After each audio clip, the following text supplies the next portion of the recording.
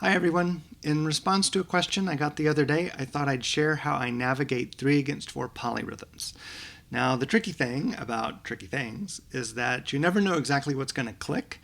So whether I'm practicing myself or helping a student through a particularly thorny passage, I like to approach the problem from a number of different directions.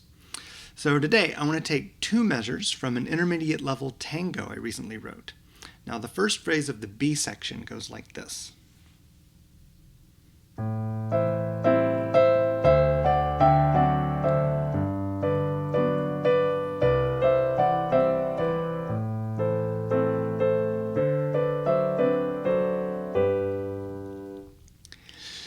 But for the second phrase, I made the left-hand part a bit more active, so the left-hand part ends up getting 4/8 notes against those triplets on the right hand. It sounds like this.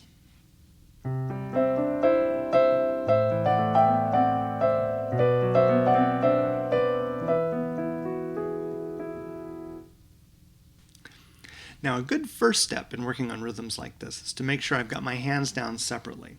So what I'm going to do is I'm going to get my metronome out. I'm going to pick a tempo that's not too slow or too fast.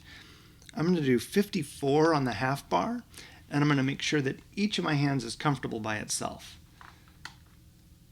So there's a click at 54, and so my right hand part would be in triplets.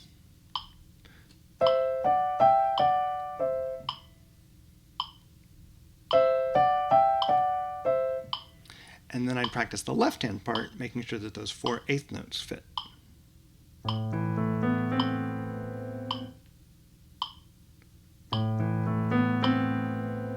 Something like that. And then once I'm comfortable with that, I might practice going from one hand to the next, making sure that the movement is smooth and that the transition is seamless. So I would do left hand, right hand,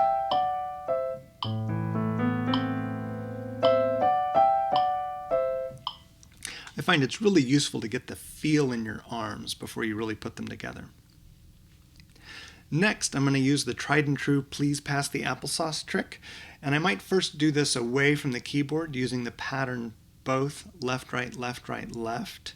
So I would practice please pass the applesauce, maybe try it out on 2 keys. Please pass the applesauce. Please pass the applesauce. And then again, when I'm comfortable with that, I would do it on with the piece.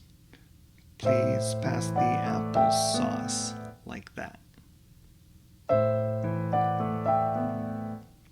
And again, I know that that rhythm's not exactly what we're going for, but it's a really nice way to practice the coordination at a slow tempo. So some of those ideas might be a little bit difficult, and if they are, that's fine. I was doing an exercise with a student yesterday where I was simply working on counting some of these rhythms aloud. And so I just wrote out this 1, 2, 3, 1 on a piece of paper, and I would just conduct an arc while she counted. And so I would just say, ready, go, 1, 2, 3, 1. And, sometimes students might start a little bit fast. They might go 1, 2, 3, 1, and then that comes, or they might go too slow. 1, 2, 3, 1. I have to go quick like that. But I found that watching my finger sort of draw the line across, 1, 2, 3, 1, 1, 2, 3, 1, we eventually got to a really, really nice smooth triplet. Then I wrote out numbers, 1, 2, 3, 4, 1, put that on here. And we did the same thing, making sure at the same speed, 1, 2, 1, 1, 2, 3, 4, 1, 1, 2, 3, 4, 1. And sometimes I'll conduct this while the student plays, and then other times I'll trade. And what I would do is I would have the student conduct 1, 2, 3, 4, 1, or conduct that arc while I played. And so they would conduct 1, 2, 3, 1, or 1, 2, 3, 4, 1. And it was a really nice kind of activity to do in the lesson. It's super easy, but it actually gets the feel down really, really well. So the next exercise I often do is something I just call add a note. And I use this for all kinds of things. In this case, I'm going to start by playing just the left-hand part. And then we're going to add the right hand one note at a time. So we'd start with the first right-hand note. Then we'd add the second right-hand note. And again, just kind of making sure it lines up audibly and visually in the right way.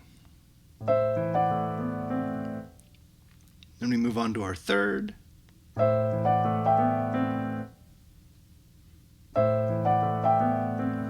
And then all the way to that last note.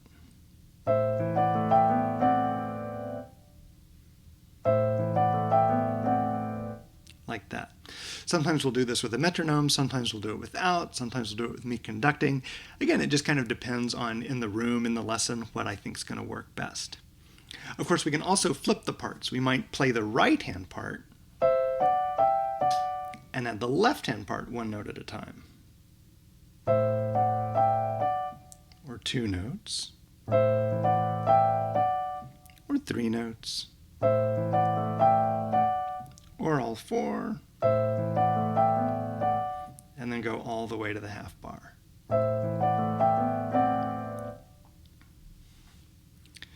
And finally, let's talk about the most common problem I hear with this rhythm, and that's that it ends up turning into a different rhythm altogether. Sometimes the right hand wants to play with the thumb of the left hand like this. So in other words, quarter and then 2/8 notes.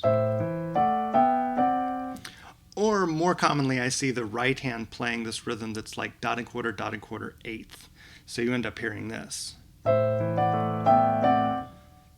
Sort of a little syncopated line. And so if this happens, one of the things that I often do is practice the wrong way on purpose. I'll try to do the first one of those very deliberately, and then I'll do the second one. And I find that if I'm able to do the wrong thing on purpose, it helps me understand exactly where I went wrong and makes that problem a little bit easier to fix. So then I can go kind of like in between those two where the right rhythm is. So I hope that helps. Keep in mind that I'm able to manage all this in the space of a short video because I've spent many, many hours practicing these rhythms over the years.